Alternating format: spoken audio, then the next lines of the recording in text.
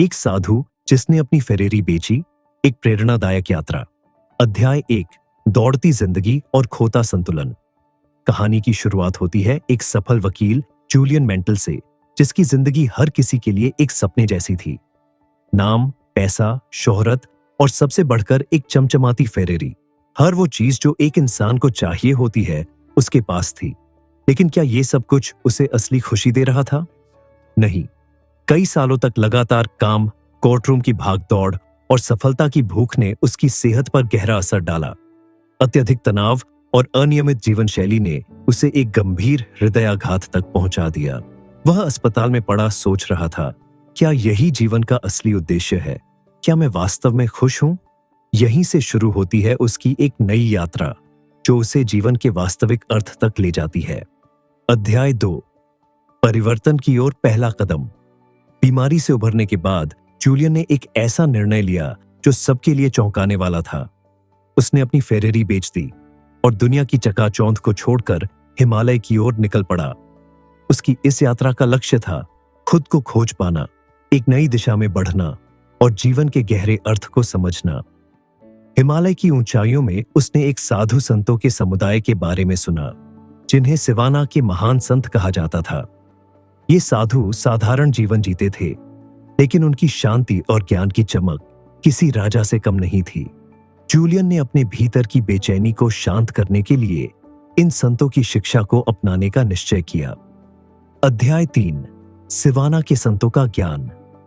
हफ्तों की कठिन यात्रा के बाद जूलियन सिवाना के संतों तक पहुंचा।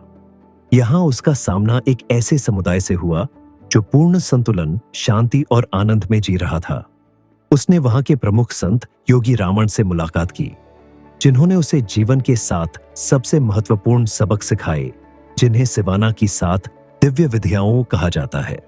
दोस्तों, अगर आपको यह कहानी पसंद आ रही है और आप ऐसे ही जीवन बदलने वाले विचारों को सुनते रहना चाहते हैं, तो हमारे चैनल को सब्सक्राइब करना न भूलें।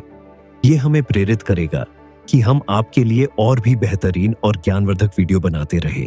और हाँ, बेल आइकन जरूर दबाइए ताकि आपको हर नई वीडियो की नोटिफिकेशन सबसे पहले मिले। अध्याय 4, 7 दिव्य विधियाओं, जीवन के नियम। योगी रामन ने जूलियन को एक कहानी के माध्यम से जीवन का सार समझाया। उन्होंने कहा, कल्पना करो कि तुम एक सुंदर बगीचे में खड़े हो, जहां चारों ओर रंग बिरंगे फूल खिले हुए हैं। अचानक वहां एक विशाल लाल रंग का तिमंजिला लाइट हाउस प्रकट होता है। फिर उसमें से एक सुमो पहलवान बाहर आता है, जिसने सिर्फ गुलाबी रंग की अंडरवियर पहनी हुई है। वह बगीचे में टहलता है और उसे एक सोने की घड़ी मिलती है। जैसे ही वह उसे उठाता है, वह गिर जाता है। लेकिन तभी पास में पड़ी एक सुगंधित गुलाब की टहनी से उसकी चेतना लौट आती है और वह एक नई ऊर्जा के साथ उठकर जीवन की ओर बढ़ता है। यह सुनकर जूलियन हैरान हुआ। यह अजीब कहानी आखिर क्या समझाती है? अध्याय 5, नई जिंदगी की ओर वापसी। इन 7 नियमों को सीखकर और जीवन में अपनाकर जूलियन पूरी तरह बदल चुका था। अब वह वही सफल व्यक्ति था, लेकिन भीतर से शांत, संतुलित और खुशहाल। वह अपनी पुरानी दुनिया में लौटा, लेकिन अब उसका नजरिया बदल चुका था।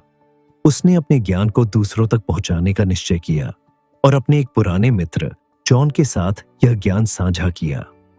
दोस्तों, अगर आपको यह कहानी प्रेरणादायक लग रही है और आप भी अपने जीवन में सकारात्मक बदलाव लाना चाहते हैं, तो वीडियो को लाइक करें और कमेंट में हमें बताएं कि आपको सबसे ज्यादा कौन सा पाठ प्रेरित कर रहा है।